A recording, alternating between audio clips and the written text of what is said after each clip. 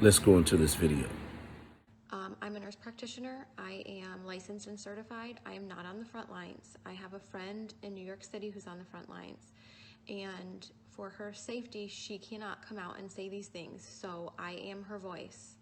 I'm not going to name names of people or hospitals for the safety of those involved. But this is her account, okay? I am her voice here. I'm going to tell you what she has told me. She wants this to get out. Now, I'm sure this is not the case everywhere. I'm confident. I have friends that are in other places. They're on the front lines. They're in ICU. And it's not like this everywhere. But in New York City right now, in some of the hospitals, this is what is going on. People are sick, but they don't have to stay sick. They are killing them. They are not helping them. She used the word murder, coming from a nurse who went to New York City expecting to help. Patients are left to rot and die. Her words. She has never seen so much neglect. No one cares. They are cold and they don't care anymore. It's the blind leading the blind.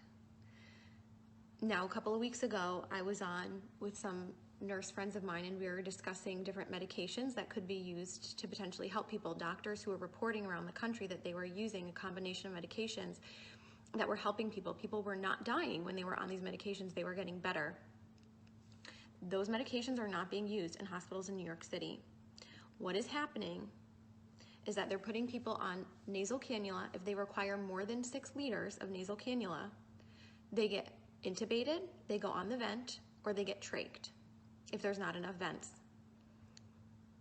They don't get high flow, no non-rebreather, no non-invasive ventilation, no CPAP, no BiPAP.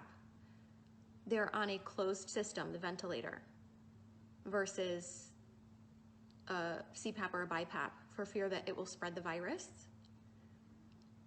Which, by the way, I know a nurse in Florida who was fired for exposing that about CPAP and BiPAP and patients being put on the ventilator, like straight away to the ventilator, to be on a closed system.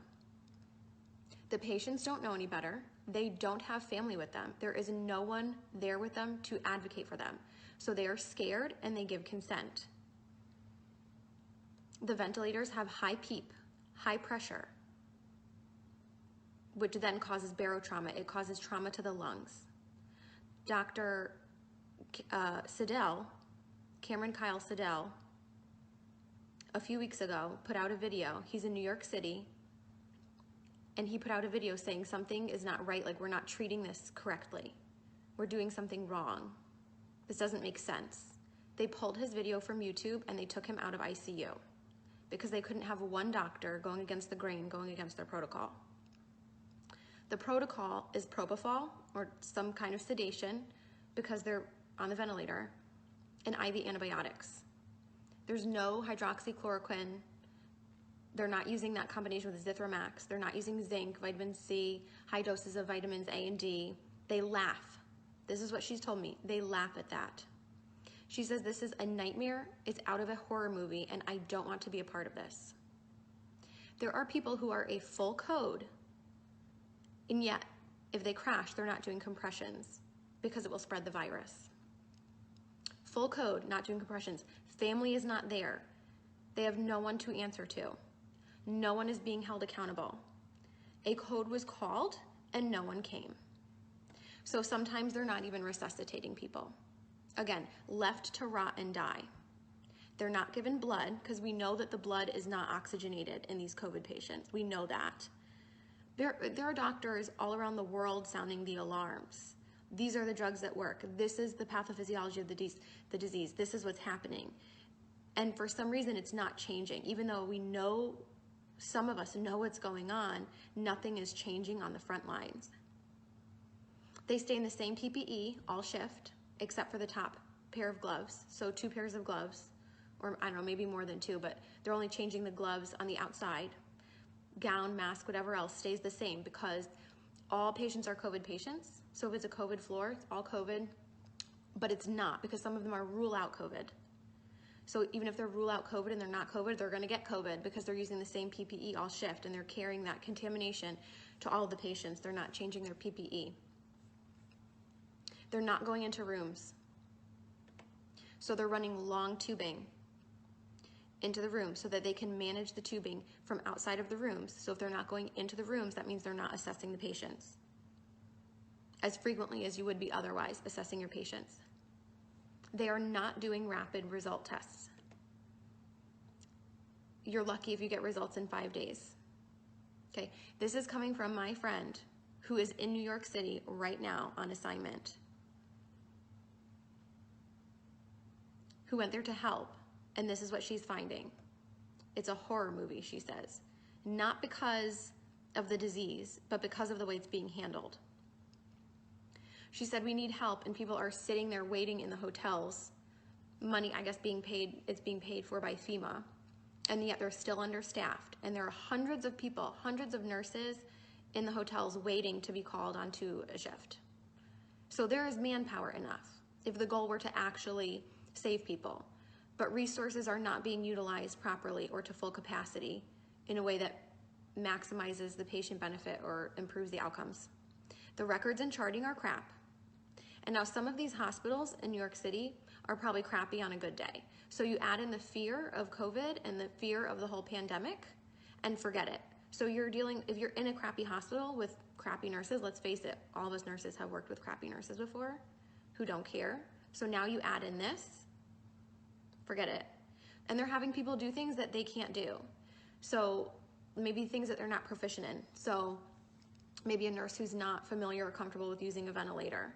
And it's that figure it out mentality. Figure it out. These patients are critical and they're crashing, figure it out. So nurses are being celebrated as heroes, right? We see how like the fire trucks and the police are like lining up and practically having these parades and celebrating them as heroes. And don't get me wrong, I'm sure in some parts of the country and other ICUs, I have friends that are working on the front lines in ICU and they are good nurses. And some of them are heroes, but we have nurses being celebrated as heroes who are killing people. They're not heroes. And they're being brainwashed to think they're doing something great just by going to work because they're brave enough to go to work. Well, what are you doing at work? You're certainly not saving people if you're not even running codes. You're not even going into patient rooms. You're a coward. You're hurting people. You're killing them. You're contributing to the problem. I know I'm going to get hate mail for this, and that's fine because people are dying who don't have to die. Again, there's no family there, so no one's being held accountable. And once these people get intubated, they're being scared into giving consent to be intubated, and then for a lot of them, it's over. And there's nobody going to be held accountable, and there's nobody looking out for them. They are completely by themselves. There's like a total lack of critical thinking. It's out the window, and people are scared to speak up. And one person alone isn't going to change the overall culture of a hospital or a system or a city. Like I said, Dr. Cameron Kyle Seidel's video was pulled from YouTube, and he was pulled from the ICU for sounding the alarm and going against the grain.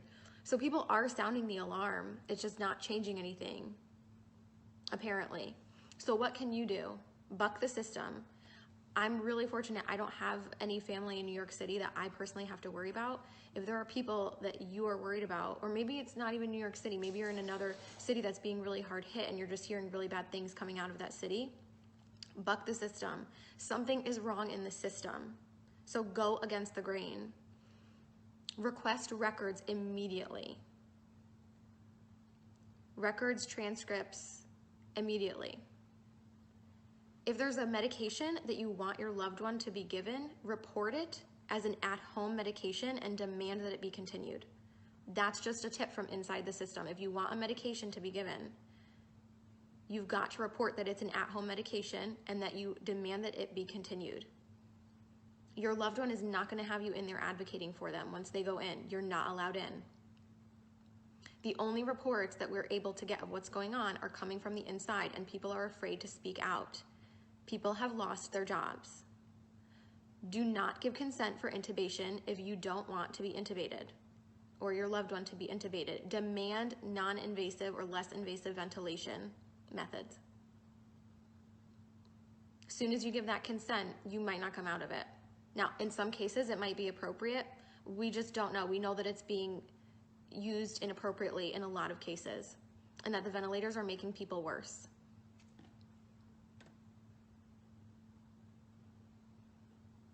Please share this video, make it go viral. People need to know this. This is the truth of what's going on from my nurse friend who's in New York City right now on assignment. This is murder, she says. People are being murdered and no one cares. Horrible care. So this coronavirus is exposing a lot of things that's wrong in the medical system. The information that this young lady brought out seriously needs to be investigated. Seriously needs to be investigated. Keep it locked right here for more logical perspectives to come forward. We're going to bring and expose all things that are wrong in the system. The things that the news media will not cover will be covered right here on the Chris Miles Show. Thanks for watching. I am Chris Miles.